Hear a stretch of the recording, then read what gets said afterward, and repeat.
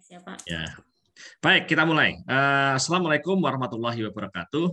Alhamdulillahirabbil alamin. Bapak Ibu sekalian, ya, kita bersyukur kepada Allah Subhanahu Wa Taala bahwa pada kesempatan malam hari ini kita masih diberikan kesehatan, kekuatan untuk bisa hadir dalam acara kajian Selasa malam yang diselenggarakan oleh Dewan Pengurus Wilayah Ikatan Ahli Ekonomi Islam Daerah Istimewa Yogyakarta bekerjasama dengan program studi Doktor Ekonomi Islam dan Industri Halal. Sekolah Bahasa Sastra Universitas Gadjah Mada. Dan sebagaimana pada pekan-pekan terdahulu, itu pada pertemuan malam ini kita akan menghadirkan satu narasumber yang akan membahas topik terkait dengan satu makalah yang sudah dipublikasikan di jurnal internasional. Gitu. Jadi nanti kira-kira pembahasannya adalah pertama, narasumber akan menyampaikan pengalaman bagaimana menuliskan papernya, lalu submit, revise, gitu, sampai kemudian akhirnya bisa publikasi di jurnal internasional yang bereputasi gitu. Dan kemudian juga narasumber akan menjelaskan, menceritakan pengalaman substansi dari paper yang sedang dibahas gitu ya. Jadi kira-kira nanti 40 menit lah menyampaikan materi, kemudian 20 menit untuk diskusi. Jadi kita strict biasanya 1 jam gitu. Nah, malam ini kita agak telat karena memang sekarang waktu Isya di Jogja itu agak molor sedikit gitu, agak mundur seperti biasanya itu jam 7 udah Isya, udah selesai, udah pulang begitu. Sekarang ini setengah 8 masih barusan komat gitu. Nah, baik. Malam ini kita beruntung telah hadir bersama kita narasumber Ibu Ika Sari Wahyuni. Ya, Ika Sari Wahyuni, beliau adalah dosen jurusan akuntansi di Universitas Andalas. Ya, dan beliau akan menceritakan ya, penelitian beliau yang sudah dipublikasikan di International Journal of Middle Eastern Finance and Management, betul ya? Nanti beliau sendirilah yang akan ceritakan detailnya, gitu ya. Baik, saya kira itu dulu pengantar dari saya. Dan sekali lagi saya ucapkan terima kasih kepada Ibu Ika Sari yang sudah berkenan hadir malam hari ini, dan juga kepada Bapak Ibu sekalian semuanya yang sudah ikut meramaikan kegiatan kita. Insya Allah kegiatan ini dilakukan setiap Selasa malam, gitu ya, rutin. Kecuali pas sesekali libur, gitu. Tapi pada prinsipnya rutin setiap Selasa malam. Monggo Ibu Ika Sari, kami langsung persilakan. Baik, Bapak Ibu sekalian, nanti kita akan lanjutkan sebentar lagi. Jadi judul makalah yang akan dipresentasikan pada malam hari ini adalah efek dari good governance dan fraud prevention terhadap kinerja institusi zakat di Indonesia, sebuah perspektif dari syariah forensik accounting, gitu ya. Itu, dan paper ini sudah dipublikasikan di International Journal of Islamic and Middle Eastern Finance and Management. Assalamualaikum Pak. Ini baru Waalaikumsalam. Baik, sudah ya. Oke. Silakan dilanjutkan. Oke, baik. Saya coba share screen dulu ya, Bapak. Oke. Ya. Oke, Assalamualaikum warahmatullahi wabarakatuh. Selamat malam, Bapak Akbar Susanto. Selamat malam, Mas Danes dan Bapak Ibu hadirin yang datang secara virtual pada kajian malam ini. Terima kasih banyak. Kali ini izinkan saya, Ika Sari Wahyuni TD, untuk sharing sedikit mengenai pengalaman ketika publikasi mengenai good governance dan institusi zakat sebenarnya yang diteliti di Indonesia. Dan ini alhamdulillah sudah submit dan sudah publish di Scopus Q2. Oke, ini saya coba untuk memulai untuk sharing sedikit. Judul ini adalah yang di bahasa Indonesia kan, ini sebenarnya efek dari good governance dan fraud prevention terhadap kinerja institusi zakat di Indonesia. Ini sebuah perspektif dari syariah forensic accounting. Ya, sebenarnya kenapa kita, why do we need to publish? Sebelum saya cerita ke paper saya, boleh ini dulu ya, Pak Akbar. Introduction dulu. Ya, kalau kita merujuk ke Prof. Gustav Olsan, katanya if your research is not published in a journal, it doesn't exist. Jadi kalau kita nggak berusaha untuk publish, ya jadi penelitian kita itu tidak akan ada, tidak akan bisa dilihat ya, artinya oleh banyak kepentingan atau banyak pengguna di sana. Nah, jadi it must possible to find it. Jadi kita bisa untuk menyalurkan sebenarnya, membagi apa yang sudah kita teliti pada disiplin ilmu masing-masing. Ya, sebenarnya yang paling utama untuk kita untuk mendapatkan ya satu topik yang menarik itu adalah untuk sebenarnya melihat research gaps. Di sini saya mau overview sedikit saja. Research gap itu apa-apa saja gitu ya. Sebenarnya yang belum tergambarkan ya, yang belum ada, yang diteliti sebelumnya pada research yang ada ya, previous research. Kemudian mungkin adanya negative findings dari research yang sebelumnya, kemudian kita bisa angkat. Jadi kita bisa argue dengan our new upcoming research ya. Nah, kemudian nanti hasilnya bagaimana. Kemudian mungkin sampelnya nggak cukup, insufficient sampel, kemudian ya bisa kita kembangkan. Misalnya konteksnya hanya di Sumatera Barat, mungkin kita bisa ekspansi lebih distribusinya lebih ke konteksnya Indonesia atau compare ya negara lain, negara A, negara B, itu bisa juga.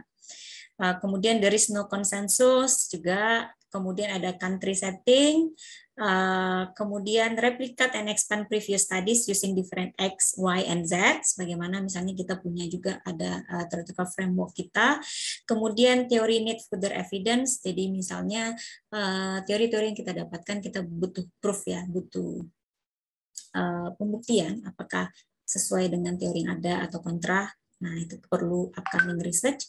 Kemudian ada research finding and future suggestions, and then explore known, unknowns, and contribution. Nah, ini sekilas sebenarnya how to find the research gap.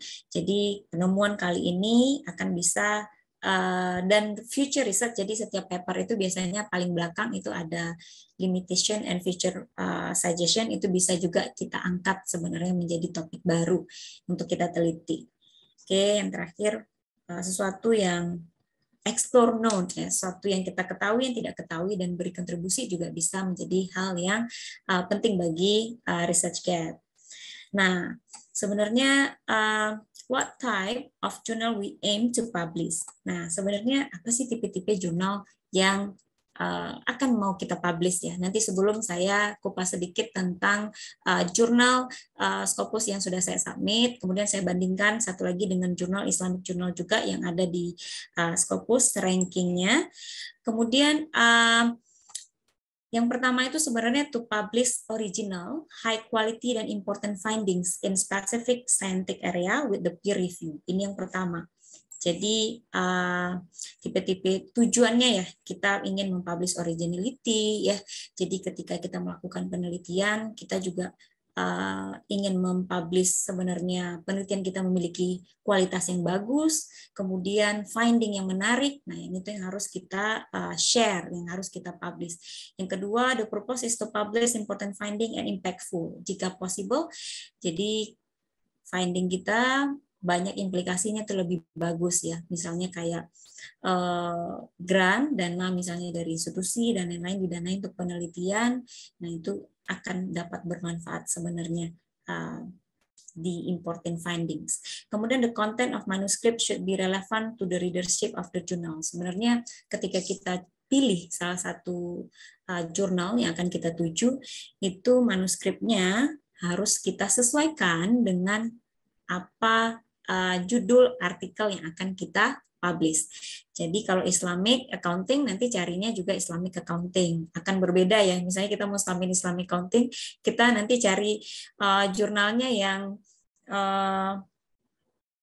apa ya, misalnya economics masih satu konteks, misalnya kita mau cari ke architecture, nah itu kan jauh sekali ya, it's very impossible.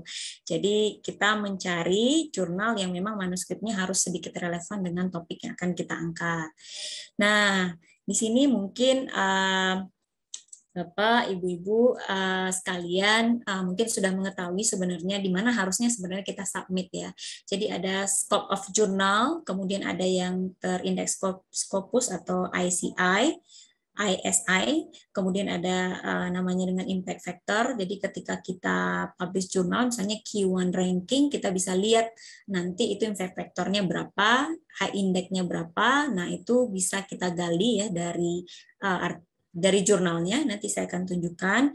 Kemudian ada jurnal format ya setiap jurnal itu memiliki format masing-masing yang berbeda. jurnal A dengan jurnal B itu pasti akan berbeda. Nah, kita harus mengikuti sesuai dengan format jurnal yang akan kita tuju. Kemudian publication frequency ini sangat penting. Kadang kita mencari misalnya daftar jurnal Scopus. Tahu-tahu tahun depan itu sudah hilang. Itu ada juga, udah di blacklist. Nah, jadi kalau bisa kita melihat yang memang trennya untuk publikasinya secara frequently itu stabil, mereka memang establish terus, memang memiliki paper-paper yang frequently publish ya. Kemudian publication history ini juga sangat penting, dari tahun berapa misalnya jurnal tersebut berdiri, kemudian sampai sekarang bagaimana trennya, itu very important bagi kita peneliti untuk sebelum mempublish hasil research yang akan kita share atau kita submit. Ini adalah tale of two journal. Saya coba membandingkan. Ini ada SGR Simengo Journal and Country Rank. Kemudian sedikit lebih jelas. Ini saya coba search bagian Asia ya, sejauh mana jurnal ranking kita compete misalnya dengan negara tetangga saja, misalnya seperti Malaysia di sini nomor 7, nah kita 10. Terakhir itu Indonesia masih di posisi 9. Nah, sekarang sepertinya agak turun, jadi kita mundur sedikit ke posisi 10. Nah, Malaysia ini 7, nomor 1 tadi China, nomor 2 Jepang, nomor 3 India, ini ada Korea ya, Taiwan dan Hong Kong. Taiwan lebih better juga nih daripada Malaysia. Singapura nomor 8.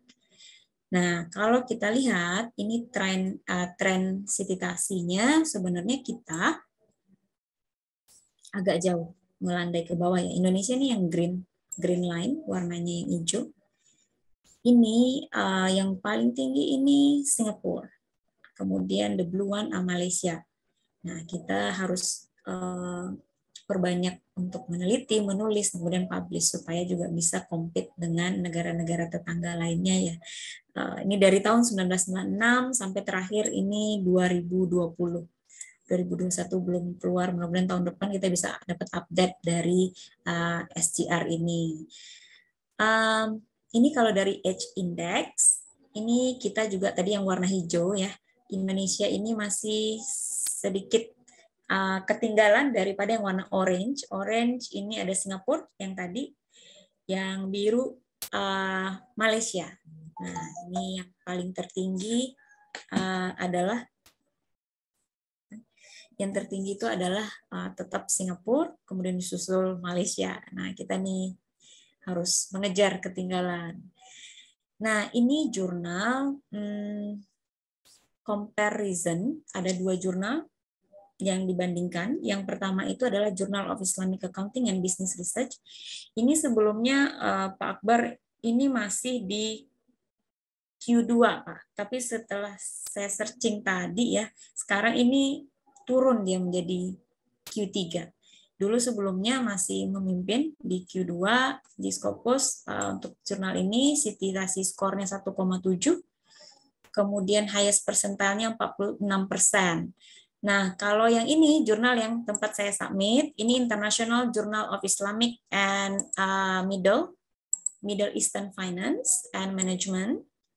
Ini kategorinya adalah Q2 second quartile. City score-nya 2,7. Ini juga naik dari sebelumnya 1,9. Jadi konsistensi jurnalnya juga, percentage untuk mensitasi juga naik, ini 62%. Jadi sejauh mana sih artikel-artikel yang ada di dalam jurnal ini untuk disitasi. Nah, itu juga sangat penting bagi kita sebelum kita submit ke jurnal tertentu. Jadi nanti kita bisa searching, buka Scopus, kemudian cari jurnal misalnya accounting atau Islamic accounting, nanti akan keluar, kemudian kita klik, nanti ini akan muncul seperti ini. Nah, jadi kita juga akan bisa mengetahui apakah di mana posisinya sekarang. Misalnya nanti kita klik the first quartile, tapi kalau dia tidak masuk ke dalam Q1, dia nggak akan muncul. Jadi international journal ini kalau nggak masuk di Q1, kita klik yang di sini, dia akan bilang nggak ada penemuan gitu. Jadi ketika second quartile kita klik, ya dia muncul. Berarti ini typical jurnalnya adalah Q1 dengan tingkat city score lumayan bagus, 2,7. Tapi sejauh pemahaman atau sependek yang saya ketahui, untuk jurnal Islamic Economics, Accounting, dan manajemen itu belum ada yang bisa tembus Q1, Bapak Akbar. Jadi kalau kita mau masuk Q1, tetap ngejarnya ke jurnal konvensional. Nah, tetap itu masih disayangkan sebenarnya. Dan untuk accounting sendiri, disiplin ilmu saya, Islamic accounting masih kadang digandingkan dengan manajemen, gitu seperti ini ya. Journal of Islamic and Middle Eastern and Management masih digandingkan dengan manajemen. Sebelumnya juga ini Journal of Islamic Accounting and Business. Nah, jadi masih kuat ya hubungan antara bisnis, manajemen dengan Islamic finance ataupun accounting. Nah, kalau kita lihat Citi Score ini 2020 yang terbaru untuk tracker, ini masih tracker, ini 3,5 naik. Sebelumnya 2,7 kita lihat, berarti jumlah jurnal atau artikel yang ada di jurnal ini naik, dikutip ya sama peneliti-peneliti lain. Nah, totalnya adalah 3,5, lumayan banyak. Dari 627 citasi ada sebanyak 179 dokumen yang terhitung tahun 2021. Nah, ini kita bisa lihat nanti di jurnal yang kita tuju, sumber-sumber detail mengenai jurnal yang akan kita submit, misalnya nomor ISSN-nya, kemudian nomor ISSN, kemudian subject area-nya apa, kemudian from. Nah, ini yang saya bilang tadi, history dari jurnalnya itu bagaimana. Kalau di sini kita bisa lihat dari tahun 2008 to present. Jadi jurnalnya masih eksis. Kadang ada jurnal yang juga dia mengakunya misalnya dapat list Scopus, tapi ketika kita lihat itu berbayar. Nah, atau misalnya besoknya sudah nggak ada, tahun ini kita submit nih, kita lihat nanti udah nggak ada tahun depan. Nah, itu juga perlu diambil perhatian penuh, karena kalau untuk sebagai dosen atau akademisi kadang juga penting ya Pak, jejak rekam penelitian kita di jurnal mana, dan lain-lain. Kalau jurnalnya udah hilang, wah sayang banget paper kita bisa kecolongan. Nah, ini Jurnal Internasional Islamic and Middle Eastern Finance and Management ini sebenarnya berada di nomor 71 dari Citi Score yang ada, dan trennya ini cukup ya dari nomornya 200, dia 84 per 288, jadi nomor 84 nih jurnal ini, karena itu dia masuk masih Q2 jurnal yang seperti yang slide sebelumnya. Nah, ini kita bahas tentang artikel yang sudah alhamdulillah berhasil disubmit. Ini prosesnya lumayan panjang. Jadi ini udah 5 kali revisi loh Bapak Akbar. Jadi kalau di Scopus untuk reject itu sudah hal yang biasa. Untuk perbaikan ya, itu hal biasa. Reject pun bagi teman-teman mungkin yang mau submit, mungkin ya menurut saya juga hal yang biasa. Jadi sebelum kita accepted itu ada beberapa kali perbaikan, yang revisi ini 5 kali perbaikan dari proses yang panjang. Ini makan waktu lebih kurang 1,5 tahun untuk berhasil submit. Karena revisi, kemudian kita submit lagi, kemudian kita dapat feedback juga lumayan lama, karena editor juga banyak jurnal mungkin antrian yang masuk, jadi kita nunggu. Jadi perbaikan lagi, nanti dapat komen, kita perbaiki lagi, kemudian kita submit lagi. Nah, baru terakhir kali ini baru alhamdulillah goal. Dan untuk volume, yang ini yang kode yang ada paling bawah, nanti ada volume sama nomor page-nya, itu juga baru keluar sekitar 2 bulan apa 3 bulan yang lalu, baru dikeluarkan oleh Emerald. Ini kebetulan saya menulis dengan Ibu Prof ya, Datuk Prof Hasna Harun, kebetulan beliau pembimbing S3 saya, kemudian dengan Bapak Asosiat Profesor Yudi Fernando, ini dari UMP, Universitas Malaysia Pahang, kemudian juga beliau mengajar di online learning di BINUS, Universitas Bina Nusantara. Ya, ini kita langsung masuk ke paper yang akan kita bahas. Ini bercerita mengenai sebenarnya paper ini adalah simple sebenarnya mengenai bagaimana sih tata kelola ya good governance yang ada di zakat institusi. Karena seperti kita ketahui zakat institusi di Indonesia itu banyak sekali, dan bagaimana sih sejauh mana bentuk tata kelolanya, transparansinya, dan accountability-nya terhadap stakeholders ya, terhadap publik ya, masyarakat umum, donatur ya yang sudah memberikan zakat kepada LAS atau kepada lembaga amil zakat yang ada di Indonesia. Nah, ini berdasarkan Syahar sebenarnya tahun 2020 mengatakan katanya nggak ada nih perbedaan governance disclose antara Islamic dan non-Islamic financial institutions.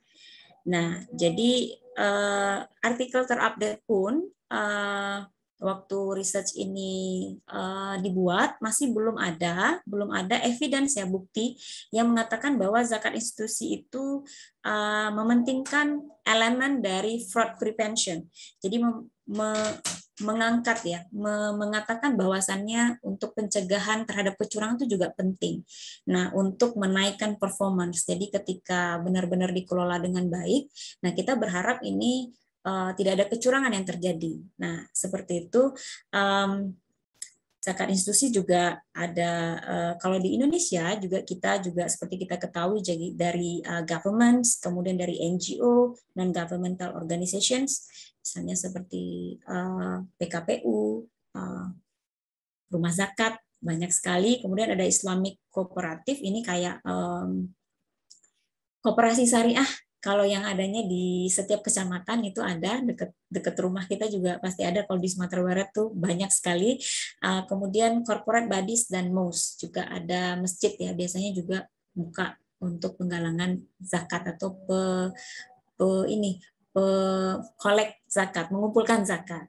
Nah, karena the wide reach, jadi karena jangkauan sangat luas, bagi kami tim peneliti merasakan bahwasannya ini sangat urgent ya untuk diangkat isu ini agar zakat recipients, pemberi zakat itu lebih merasa aman, nyaman, dan trust terhadap lembaga amil zakat yang ada di Indonesia. Isunya seperti yang sedikit diulas tadi, research problem, sebenarnya zakat collection and distribution itu memiliki beberapa masalah yang kita temui ya. Misalnya, members of the society are often unaware about the officially authorized zakat. Jadi kebanyakan masyarakat kita tuh belum paham, belum membudayakan untuk membayar zakat ke lembaga. Jadi mereka biasanya kalau di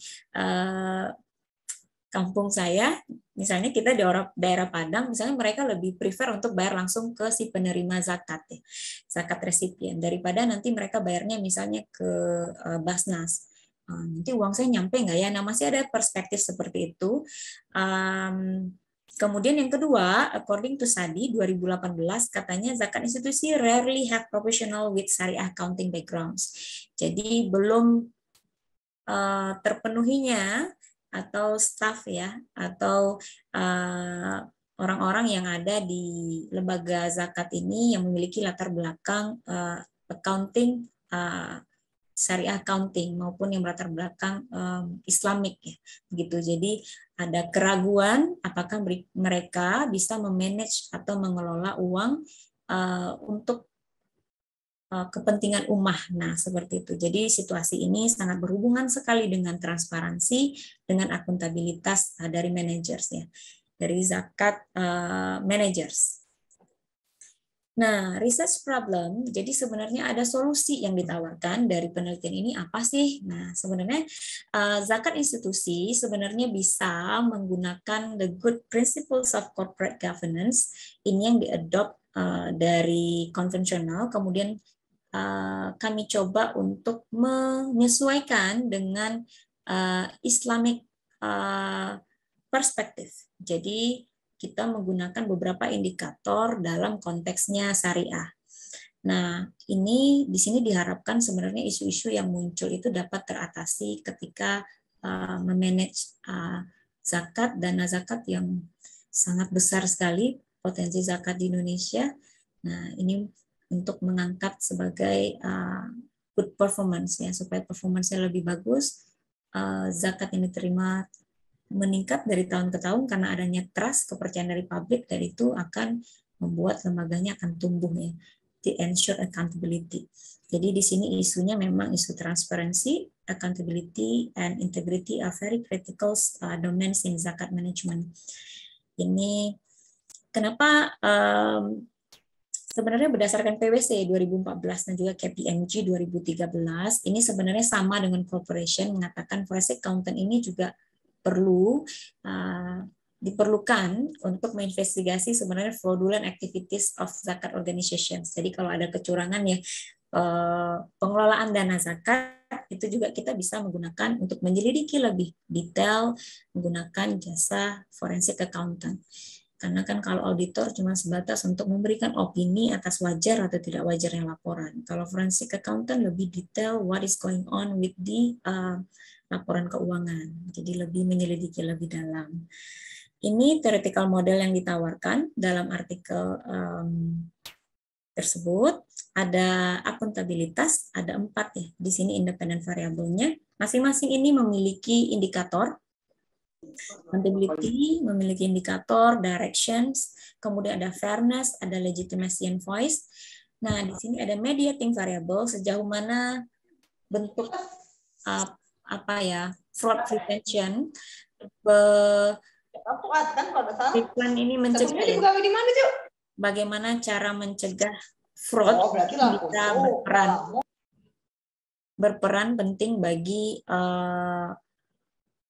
si zakat managers, bagi lembaga zakat untuk menghandle ya, memanage zakat tadi supaya lebih amanah. Nah, ini hubungannya naik nggak ya? Ada nggak ya hubungannya dengan zakat performance ketika si tata kelola yang bagus ini kita jalankan? Nah, seperti itu. Ini ada hipotesis. Di paper ini ada 13 hipotesis yang kita develop. Yang pertama itu ada hipotesis 1 sampai hipotesis 5, sampai hipotesis 4, H1 and H4. Ini sebenarnya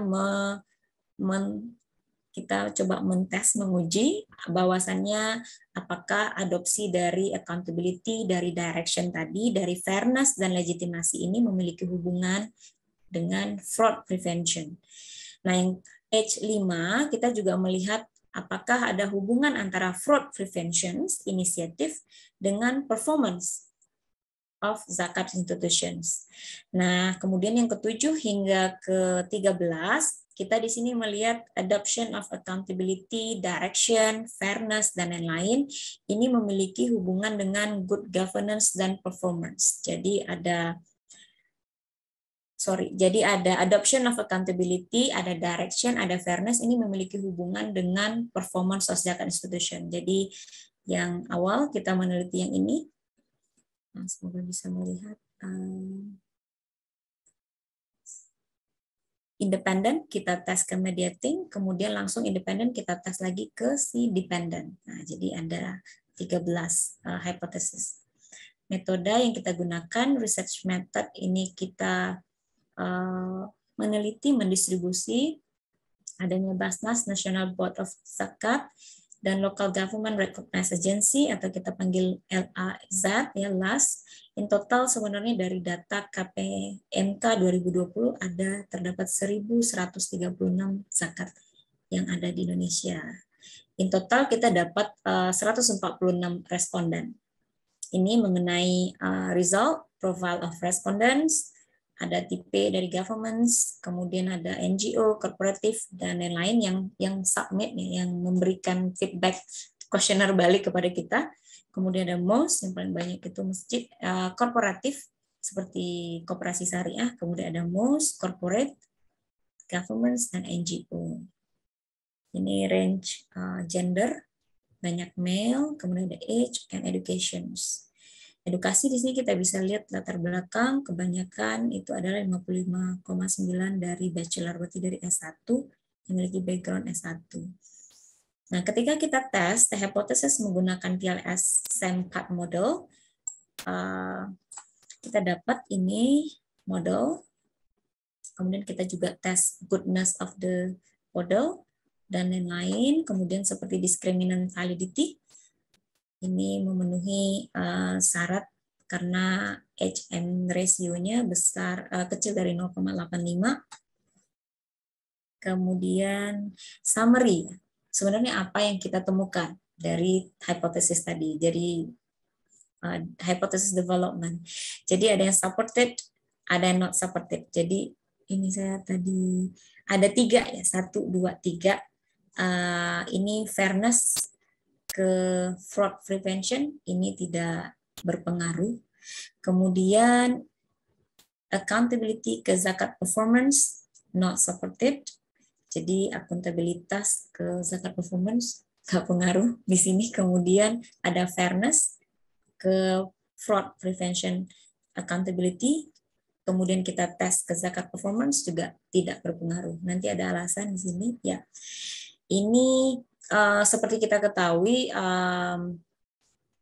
paper ini bertujuan sebenarnya untuk menguji sebenarnya sejauh mana the rule of adoption of rule good governance ini dipakai ya. Apakah digunakan dengan baik, indikator-indikator pertanyaan tadi yang kita berikan kepada lembaga zakat. Kemudian mereka diminta untuk mengevaluasi. Kemudian hasil yang kita dapatkan beberapa hipotesis tidak mendukung. Teori yang kita gunakan untuk penelitian ini stakeholders theory karena underlying to explain the linkage among the variable in the proposal theoretical model. Result demonstrate the adoption of good governance was effective. Jadi secara keseluruhan model good governance yang kita propose, yang kita tawarkan itu sangat efektif untuk digunakan dalam pencegahan fraud prevention bagi si zakat institusi yang ada. Kemudian juga bisa meningkatkan performance dari zakat institutions. Semua dari variabel prinsipal tadi ada indikatornya, tapi hanya satu tadi yang reject untuk indikatornya itu fairness-nya. A possible reason behind this, mungkin ada alasannya kenapa ini tidak accepted. Jadi mungkin a lack of awareness. Jadi pekerja yang ada di Basnas maupun LAS ataupun yang di masjid, kemudian di koperasi syariah yang mengumpulkan dana zakat dari masyarakat menghimpun, ini mungkin adanya keterbatasan awareness-nya, kesadaran, pengetahuan akan pentingnya good governance principle dan konsep of fairness tadi. Jadi karena itu mereka merasa mungkin itu tidak begitu relevan dan tidak penting, makanya ketika kita tes itu tidak supported. Kemudian ini sudah tidak semuanya yang memiliki hasil yang positif. Significant association with performance of zakat institution Indonesia. Tadi ada 2 yang kita tes juga bagian bawah itu juga tidak mendukung. Contohnya tadi juga ada accountability. Accountability ini remain low, jadi lumayan kecil angkanya, akuntabilitas. Bahwasannya ini sangat penting sebenarnya akuntabilitas kita highlight ya, kita tekankan pada pengelolaan zakat yang ada.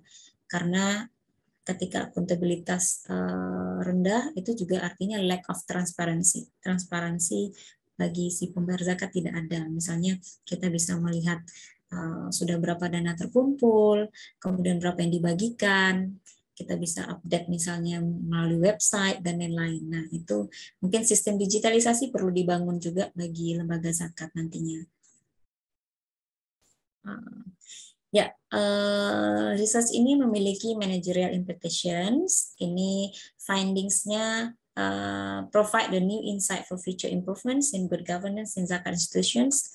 Misalnya seperti leveraging the adoption of fairness, mungkin lebih meningkatkan adopsi dari yang 2 sisi tadi, lebih ditekankan fairness dan accountability-nya, di mana kita ketahui ini sangat penting untuk zakat efisiensi. Kemudian bisa juga untuk zakat institusi untuk mempublish annual reports. Jadi kalau di accounting kita punya annual reports yang kita publish every year, dan ini bisa menjadi ide yang sangat bagus bagi para lembaga zakat untuk bisa lebih transparan. Mereka melihat stakeholders bisa melihat mengenai annual report yang ada di zakat institusi. Era digitalisasi mudah-mudahan ini bisa bergeser sedikit ke lebih memudahkan sebenarnya untuk menaruh kepercayaan si pemberi zakat. Nah, ini limitation and suggestion for future research ini bisa dikembangkan sebenarnya untuk next research. Yang pertama ini penelitian ini hanya terbatas dari zakat institusi yang ada di Indonesia saja. Padahal representatif dari governance ini bisa kita lihat dari Islamic institution secara general ya. Apakah itu pesantren atau orphanage ini tempat anak yatim, kemudian ada crowdfunding, ada pengumpulan atau penggalangan dana. Ini juga bisa dilihat bagaimana tata kelola dari mereka. Kemudian yang kedua, some of second institutions ini were established at the same time when this study was conducted. Jadi ada juga yang baru established ketika kita share questionnaire ke mereka. Masa berdirinya kadang baru kurang dari 5 tahun. Nah, itu kadang kita juga ini masih dalam early stages, jadi tahapannya masih awal, dan kadang zakat managers masih belum unaware ya, belum begitu aware dengan prinsipal dari ini, dari tata kelola yang bagus. Kemudian alasan yang ketiga, kemudian many respondents seems to fear the negative consequences. Jadi kadang juga takut merasa bagaimana gitu ya kalau kita minta data kepada responden, pasti aduh ini nanti takut dipublikasikan kalau kita ngomongnya terlalu jujur. Nah, mungkin masih ada informasi-informasi yang belum mereka masih tutupi, yang belum mau di-share sebegitu luasnya gitu. Saya rasa sekian dari paparan paper saya yang bisa mungkin kita ambil sedikit pelajaran di sini, Bapak. Terima kasih atas waktunya. Mungkin saya kembalikan ke Bapak Akbar. Baik, terima kasih Mbak Ika Sari, gitu ya. Alhamdulillah ini tadi kita sudah dengarkan bersama paparannya, gitu. Ini sudah hadir Bapak Ibu sekalian di sini. Ini di samping beberapa nama baru tadi yang dari beberapa daerah, ada dari Bangka, ada dari Padang, ada dari Jakarta, dan seterusnya. Ini juga alhamdulillah sudah masuk nama-nama dari Jogja ini. Ini ada Prof. Mahfud Solihin, Mbak Ika Sari. Beliau adalah Ketua Umum YAIDY, guru besar di akuntansi di FEB UGM. Malam, Prof. Salam kenal. Assalamualaikum, Mbak Ika. Ya, waalaikumsalam, Prof. Terima kasih sudah berkenan mengisi acara. Ya, Prof, sama-sama. Terima kasih sudah mengundang. Oke, baik. Dan juga ada nama-nama lain. Monggo, Bapak Ibu sekalian, nanti sambil kita kenalan, sambil jalan, kalau ada yang ingin menyampaikan komentar, pertanyaan, masukan, berbagi, sharing, dan seterusnya, kami silakan. Silakan kalau ada. Ini terutama juga yang background-nya akuntansi ini, ada Pak Taufikur Rahman. Monggo, Pak Taufik barangkali ada, kami persilahkan. Pak Taufikur Rahman ini dosen di FEB UGM akuntansi juga. Gitu. Salam kenal, Bapak. Assalamualaikum. Waalaikumsalam. Salam kenal juga dari Andalas nggih, Mbak? Iya, dari Universitas Andalas, Bapak. Mungkin Pak Taufik ada yang akan disampaikan, mungkin untuk diskusi. Ya. Silakan. Saya cuma satu penasaran saya pertama, langsung baca, langsung ngikuti itu terkait dengan ukuran kinerja yang jadi proksi untuk mengukur, kan itu variabel utama ya, sebagai dependent. Iya, yang independen ya Pak, yang variabel ya. Oh iya. Iya. Itu yang menjadi proksinya apa ya untuk ukuran kinerjanya? Indikator yang, sebentar saya share dulu. Yang dari model tadi Pak, yang kiri, yang independen. Nah, yang ini, jadi setiap variabel dari good governance ini punya indikasi masing-masing. Jadi ada pertanyaan terhadap sejauh mana akuntabilitas dari si zakat dari institusi zakat.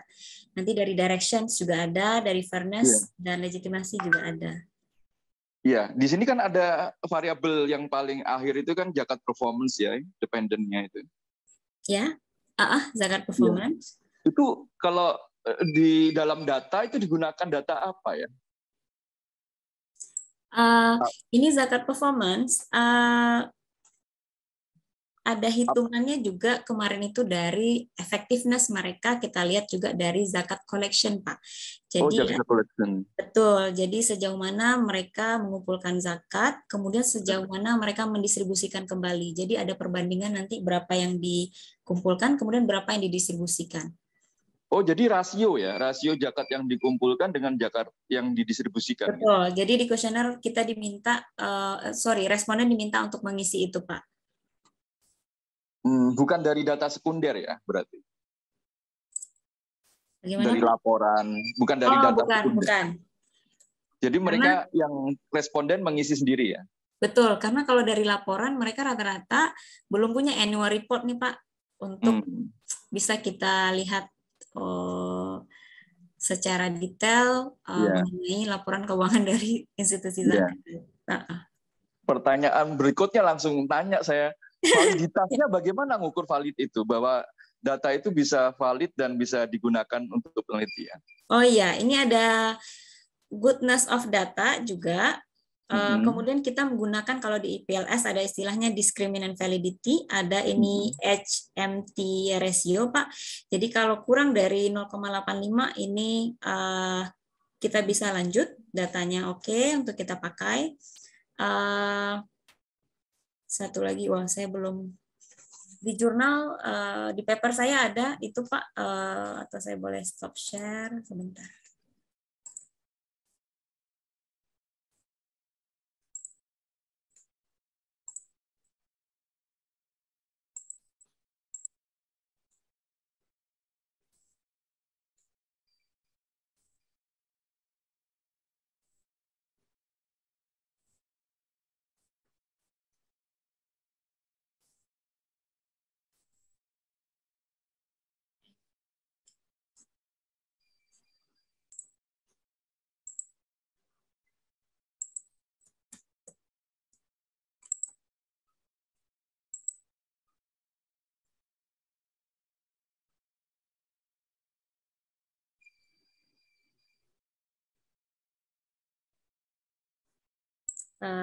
Sekalian saya share ya, Pak, artikel saya di chat, kolom chat, nanti kita bisa lihat.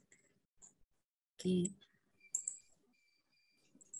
Kalau yang paper tadi sudah saya share. Oh, sudah ya?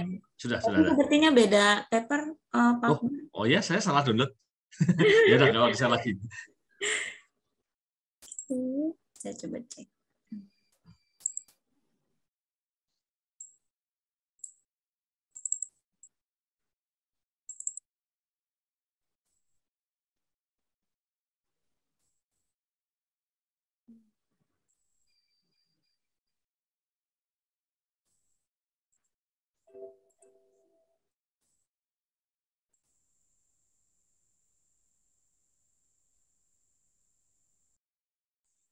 Nanti saya bentar, Pak. Ini saya coba lihat, saya share di sini, share screen.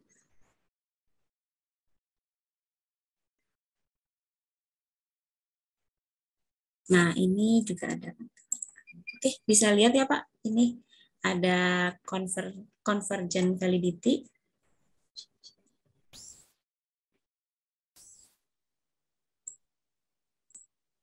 Ya, ada convergent validity.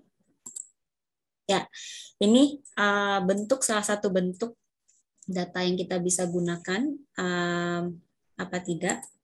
Ini juga ada result of convergent validity, Pak. Di sini kita melihat misalnya F-square-nya berdasarkan Cohens 1988. Ini table yang kita hasilkan dari blinded folding test untuk PLS ini mengindikasikan bahwasannya ini Q2-nya ini besar dari 0, ini berarti bisa accepted. Kemudian juga the structure equation modeling mengindikasikan the fitness of the model. Ini kita di sini datanya standar root mean square-nya residualnya 0,82 dan normal fit index-nya 0,92. Nah, ini kalau kita kutip dari Hare et al. 2017 atau Hensler 2014, ini suggested untuk menggunakan less than 0,85. Jadi di data ini setelah kita tes, alhamdulillah memenuhi untuk the goodness of the data. Kemudian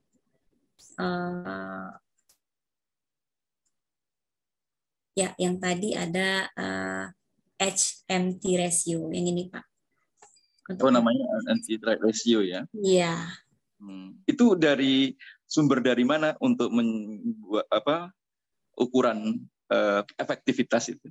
Boleh tahu? Dari indikator tadi Pak. Jadi kita kalau di PLS biasanya referensinya adalah Hare, kemudian ada Cohens sama Hensler. Jadi kalau misalnya untuk kita punya validitasnya, kalau misalnya besar dari 0,85 berarti Iya. pakai Maksud saya enggak, yang tadi kan ada indeks ya untuk performance tadi. indeks performance yang diisi sendiri oleh responden. Nah, itu menggunakan sumber dari mana indeks itu kalau boleh tahu? Yang kinerja diukur dari penyaluran dan pengumpulan dan penyaluran. Oh, yang untuk zakat performance ya Pak? Iya. Ya, jadi kita convert dulu datanya Pak. Jadi kalau di deskriptif itu kita bisa olah sebenarnya pakai SPSS. Nah, untuk proxy PLS, jadi kita nanti olah datanya lagi menggunakan indikator. Jadi untuk zakat performance sebenarnya ada dua, Pak. Jadi yang pertama itu saya menggunakan atau kita tim dari angka. Kemudian yang kedua juga pada kuesioner sebenarnya kita juga menaruh beberapa proxy atau pertanyaan terhadap sejauh mana mereka memanage zakat performance berdasarkan variabel-variabel yang kita gunakan. Sama seperti independen tadi Pak, independen, mediating, dan dependent. Iya. Oke, berarti kan semua datanya yang dipakai untuk independen maupun dependen itu berasal dari satu responden yang sama ya? Betul, jadi satu zakat institusi, satu kuesioner Pak, kita minta. Oke, matur nuwun Mbak Ika. Itu saja. Sama Bapak Taufikur. Baik, terima kasih Pak Taufikur Rahman dan juga Bu Mbak Ika Sari. Moga Bapak Ibu sekalian yang masih, kalau masih ada yang lain. Jadi pengukuran tadi dikembangkan sendiri begitu ya, kira-kira? Iya Pak, jadi tetap responden mengisi indikator mengenai zakat performance. Di samping itu kita juga minta data sejauh mana mereka bisa effectiveness-nya ya. Jadi berapa data dari tahun 5 tahun terakhir data zakat yang mereka kumpulkan, kemudian berapa yang mereka distribusikan. Itu juga kita olah untuk di deskriptifnya tadi Pak. Baik, oke. Masih lagi Bapak Ibu sekalian, kita masih punya waktu nih karena tadi kita mulainya agak mundur sedikit karena tadi barusan mulai belum pada selesai sholat isya gitu ya, barusan qomat gitu jam 11.30, maka kita mundur sedikit tadi. Kalau masih ada waktu silakan, saya persilakan ya. Kalau masih ada yang lain, masih ada waktu insya Allah. Di sini juga yang background-nya akuntansi ada siapa lagi yang akuntansi? Bu Ratna Chandasari barangkali Bu, silakan. Bu Ratna Chandasari, Dr. Ratna Chandasari ini dosen Universitas Negeri Yogyakarta. Beliau sudah pernah menjadi narasumber juga di sesi-sesi sebelumnya. Selamat malam, Ibu Ratna. Selamat malam. Salam kenal, Bu. Iya Mbak, papernya bagus banget. Baru masih banyak belajar nih Bu. Ada Bu Rana? Sementara belum. Belum, baik. Terima kasih. Nggak apa-apa. Kita minimal silaturahmi dulu. Oke, masih ada lagi yang lain? Izin Pak Akbar kalau boleh. Monggo, Prof. Oke. Ya, ini Bu Ika, ini kan salah satu yang kita nantikan gitu ya kalau kita diskusi gini. Meskipun di paper juga ada itu, tapi kalau bisa dielaborasi lebih detail. Suggestion for future research-nya itu next-nya itu apa ya Bu Ika ya? Ini khususnya untuk teman-teman yang sedang S3 atau S2 gitu. Kalau boleh di-share, ya, meskipun kadang-kadang kalau kita baca paper di bagian akhir itu kan ada suggestion for future research, benar. Itu bisa jadi authornya juga sudah melakukan gitu loh. Benar. Jadi, ya. Terima kasih. Ini biar tidak tumpang tindih gitu, kira-kira apa yang future atau next-nya lalu yang sudah Bu Ika sendiri lakukan apa? Makasih. Terima kasih Prof. Ini tadi di awal sebenarnya saya singgung juga sedikit diskusi sedikit mengenai ranking jurnal dari SGR dan Semengo Journal. Kemudian mengenai research gap, nah ini pertanyaan dari Prof tadi benar ada di salah satu di sini. Jadi untuk future research itu apa? Itu bisa kita lihat di research finding maupun future research yang ada di artikel yang sudah publish. Nah ini tadi di sini saya juga bandingkan antara performance citasi kita ya di Indonesia dengan Malaysia. Ini kita masih agak sedikit ketinggalan. H index-nya juga yang unggul masih Singapura, Malaysia, dan Indonesia. Nah ini jurnal yang saya publish tadi, ini masih tadi dilihat di sini ada Q2. Nah untuk future research untuk teman-teman atau Bapak Ibu yang lagi conduct PhD, doctoral program, ini bisa melihat sebenarnya trik ya untuk melihat topik-topik menarik itu dari limitation and suggestions for future research, di mana dalam setiap paper ini pasti ada ya, majority ini ada. Nah di paper yang saya dan tim kami buat ini tadi kita di sini melihat bahwasannya penelitian ini skopnya untuk respondennya masih terbatas pada zakat institusi saja, Prof. Jadi kita sebenarnya bisa melihat bagaimana tata kelola sebenarnya Islamic institusi ini dalam konteks yang lebih besar. Misalnya kita bisa melihat dari perspektif pesantren, kemudian kita bisa melakukan survei juga bagaimana dari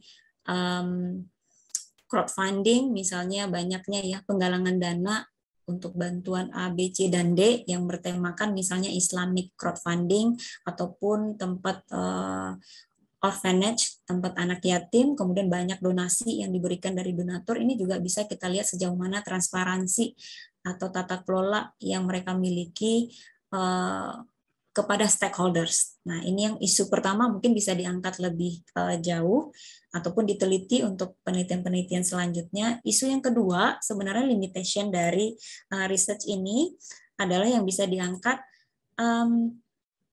banyaknya ada beberapa institusi yang ketika kita share kuesioner, kemudian mereka balikan ke kita lagi, kita lihat di sana deskriptif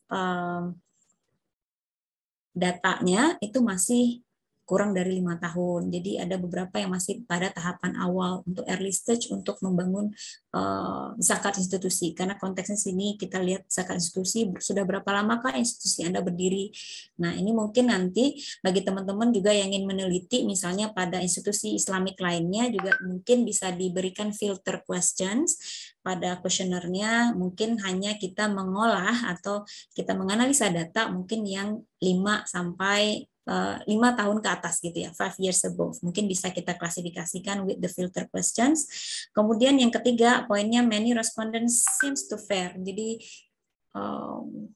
padahal di awal kuesioner juga sudah kita yakinkan bahwasannya ini ada untuk kepentingan akademisi. Jadi isunya juga masih yang sama, kadang mereka terlalu takut dengan mengungkapkan data-data yang ada. Tapi poin yang bisa didapatkan adalah saya rasa untuk future research-nya Prof mungkin bisa lebih mengembangkan penelitian terhadap Islamic institusi yang ada di seluruh Indonesia. Ini banyak sekali respondennya, peluangnya juga banyak, dan ini juga penting mungkin bagi government, mungkin ya pemerintah juga untuk lebih aware terhadap pengelolaan dana-dana yang diberikan kepada institusi pemerintah dan lainnya. Gitu Prof, semoga bisa membantu. Baik, terima kasih. Satu lagi Pak Akbar kalau boleh nyambung. Oke, terakhir Niki, terakhir. Ya, dari sisi praktis ya, tadi saya mendengar dan concern Pak Taufik juga ya. Ini kalau di akuntansi kan kita punya 109 ya, dan ini kan sedang direvisi. Jadi Bapak Ibu yang akuntansi, nanti sebentar lagi akan ada exposure draft revisi PSAK 109. Nah tadi menarik pertanyaan Pak Taufik. Datanya ya dari Wika ini kan persepsi ya responden ya, ini kan karena survei. Nah, ini mungkin yang perlu kita pikirkan juga saya tidak tahu, setahu saya belum ada ya. Jadi satu sistem yang bisa membantu para amil membuat laporan keuangan. Ini mungkin sisi praktis ya. Jadi ini mungkin perlu kita pikir bersama-sama. Kalau yang wakaf, ya alhamdulillah saya dan teman-teman kan sudah membuat sistem aplikasi wakaf uang tunai. Jadi itu begitu di entry transaksi, misalnya ada wakif membayar berapa rupiah atau dolar gitu ya, masuk, itu langsung terjadi jadi laporan keuangan. Nah, ini mungkin Bapak Ibu yang aktivis zakat, Pak Taufik terutama Mbak Ika dan yang lain, saya mau konfirmasi ini apakah memang betul belum ada ya sistem aplikasi yang berlaku umum yang bisa dipakai gitu ya. Kalau belum kan ini tugas kita untuk membuat aplikasi semacam itu. Ya, jadi kita buat aplikasi berdasar PSAK 109 misalnya, sehingga nanti untuk kepentingan riset kita punya database seperti disampaikan Pak Taufik tadi. Jadi financial report of zakat institution. Ini dari sisi research. Kalau belum kita ikhtiarkan bersama-sama. Lalu dari sisi pengelolaan zakat itu sendiri ini sangat penting. Tadi misalnya ya, kalau rasio antara penerimaan dan distribusi itu kan persepsi, tetapi concern Pak Taufik tadi saya mencoba menangkap kalau kita punya laporan keuangan, nah itu kan enak, kita tinggal tarik data gitu ya. Jadi seperti laporan keuangan perbankan dikeluarkan OJK dan lain sebagainya itu. Ini mungkin tugas kita dan di kesempatan ini saya ajak ini kalau memang belum ada mari kita bersama-sama buat sistem itu. Saya kira mudah ya kalau pengalaman saya ajak programmer ya satu, lalu supervisor satu, kita orang akuntansi, nah sudah itu jadi. Yang sawut itu ya jadi kira-kira programmingnya ya 3 bulan jadi itu. Itu saja Pak Akbar dan Bapak Ibu sekalian. Jadi ada peluang beramal membuat aplikasi sistem akuntansi zakat. Terima kasih. Oke, terima kasih Prof. Mbak Ika, ini saya kenalkan Prof. Mahfud ini selain sebagai Ketua Umum IAIDI, beliau ini Ketua Dewan Standar Akuntansi Syariah Ikatan Akuntan Indonesia. Makanya beliau mengendiko begitu itu karena beliau di situ. Gitu ya. Tapi silakan diberikan tanggapan. Iya Pak, jadi ini sangat ide yang brilian sekali Prof. Jadi saya juga sebenarnya juga memiliki pandangan yang sama dengan Prof. Mahfud. Kalau misalnya ini bisa kita jadikan tempat untuk ekspansi ke arah digitalisasi ini untuk zakat institusi ini manfaatnya sangat luar biasa. Wakaf itu sudah starting point untuk memulai itu supaya lebih transparan dan lain-lain. Tapi kalau kita untuk charity, Prof, setahu saya misalnya kayak open donasi, misalnya kita buka di website atau kita lagi main Instagram, kemudian muncul misalnya butuh bantuan, misalnya misalnya mereka lagi sakit. Nah, ketika kita tekan donasi itu kan langsung di-link-kan ke nomor rekening. Nah, ketika kita sudah transfer itu otomatis juga kita bisa lihat Ikasari sudah mentransfer. Jadi itu keluar itu sepertinya ini mungkin bisa diterapkan juga Prof dengan ide-ide yang tadi supaya orang lebih meyakinkan uangnya memang sampai dan itu diaplikasikan. Jadi semua orang juga bisa mengetahui dana mereka yang masuk. Kebetulan ketika responden ini kita jalankan, mereka hanya menulis saja, misalnya dana yang masuk misalnya 200 juta, kemudian yang didistribusikan itu misalnya 189. Nah itu bisa saja, sebenarnya mungkin mereka hanya tulis, ya kita juga tidak tahu, jadi lebih alangkah bagusnya mungkin mereka juga bisa membuat the correct one annual report setiap tahun untuk. Baik, terima kasih. Mungkin ada sekalian closing statement, mungkin 1 menit singkat sebelum kita tutup. Terima kasih banyak Bapak Akbar, Bapak Prof. Mahfud Solihin, Ibu Ratna, tadi ada Bapak Taufik Kurahman, ada Mas Andes, dan teman-teman lainnya, Bapak Ibu. Terima kasih banyak sudah mengizinkan saya untuk sharing mengenai penelitian yang alhamdulillah sudah berhasil dipublish. Mudah-mudahan ini dapat bermanfaat. Mohon maaf apabila ada kesalahan. Mudah-mudahan kita bisa berjumpa lagi di lain waktu, dan ini kajian yang sangat menarik. Insya Allah ini nanti kita sharing setiap hari Selasa ya Bapak Akbar. Selasa malam, insya Allah. Ya, mudah-mudahan ini bisa bermanfaat untuk teman-teman yang lain. Assalamualaikum warahmatullahi wabarakatuh. Waalaikumsalam warahmatullahi wabarakatuh. Terima kasih Mbak Ika Sari Wahyuni yang sudah berkenan menjadi narasumber kita malam hari ini. Dan nanti insya Allah sertifikat Mas Danes yang akan mengurus ya. Kita jadi kami terima kasih. YAI tidak memberikan banyak-banyak, hanya bisa memberikan sertifikat dan ucapan terima kasih atas perkenan para narasumber dalam forum ini. Tapi kami juga sekaligus mengundang nih Bapak Ibu sekalian yang hadir di forum ini, yang punya paper yang sudah dipublikasikan di Jurnal Internasional Bereputasi untuk gantian menjadi narasumber pada kesempatan yang lain gitu ya. Sekali lagi YAI tidak menjanjikan apa-apa kecuali sekedar sharing semangat dan gitu ya, dan tentu saja Allah nanti akan membalas semuanya gitu ya. Nah, dari kami saya kira cukup sekian. Insya Allah kita ketemu Selasa malam depan gitu ya. Terima kasih kepada semuanya, kepada Prof. Mahfud dan Bapak Ibu sekalian yang sudah hadir pada malam hari ini. Saya tutup. Assalamualaikum warahmatullahi wabarakatuh. Waalaikumsalam warahmatullahi wabarakatuh. Terima kasih Bapak. Terima kasih. Izin live ya Bapak. Assalamualaikum. Izin. Warahmatullahi wabarakatuh.